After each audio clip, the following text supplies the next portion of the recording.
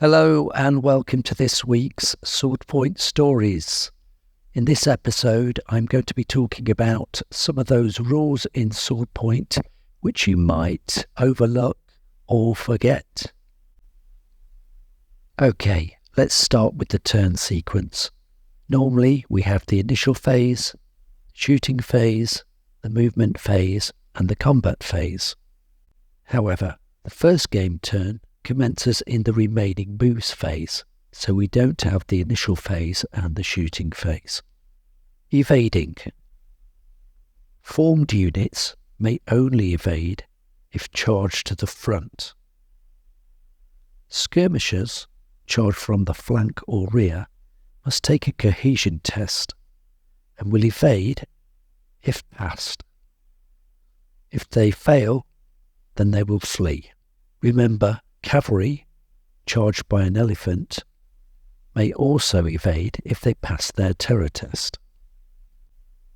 Moving on to shooting, firstly, skirmishing cavalry and chariots may shoot to their rear as well as to their front. So in this example, both units of skirmishing cavalry may shoot at the infantry, even though one of the cavalry units is facing away from the target. Normally, the rules for target priority means that we would have to shoot at the closest enemy unit. However, we may ignore skirmishers who present an obscured target or are less than 4 bases in strength. So in this example here, the formed infantry unit would not have to fire at the skirmishers, but could instead fire at the formed infantry next to them. Line of battle. Skirmish units may add to a line of battle. However, they must be at least 4 bases strong and must be on the end of the line. In addition, a skirmish unit cannot form a line of battle with a single formed unit, or by standing between 2 formed units. It must have 2 formed units to its flank. Normally, a move by close order infantry, which commences within 8 inches of a formed enemy, is made at half speed as the unit prepares itself for combat. However, an exception to this, often overlooked, is that if the unit is behind the flank or in the rear of the only enemy units that would cause it to slow down, it is not reduced to half normal speed, and so can move and charge up to 8 inches. If it does this, it will not count as close order in the following combat.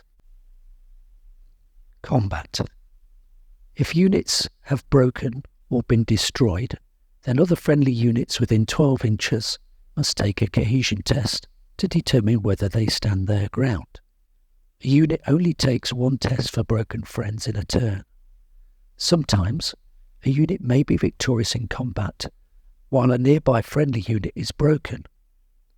While the victorious unit must still take a cohesion test, it may re-roll a failed test, as the troops are less likely to be affected by their friend's misfortune. Pursuit. Pursuers, outdistanced by their fleeing opponents, will automatically charge them again in the next turn if they are still fleeing and in charge reach. The pursuers can prevent this by taking and passing a cohesion test. Remember, drilled troops will automatically pass this test. If the pursuers are no longer within charge reach, troops must regain formation before rejoining the battle. In their next turn, they cannot declare a charge. If they are forced to fight in that turn, they are disorganised and suffer a 1 combat resolution penalty. However, if they spend that turn without fighting or moving, the disorganised penalty ceases when discourage markers are removed at the start of the subsequent turn. Thank you for watching this week's episode of Swordpoint Stories. Tune in next week for more Swordpoint content.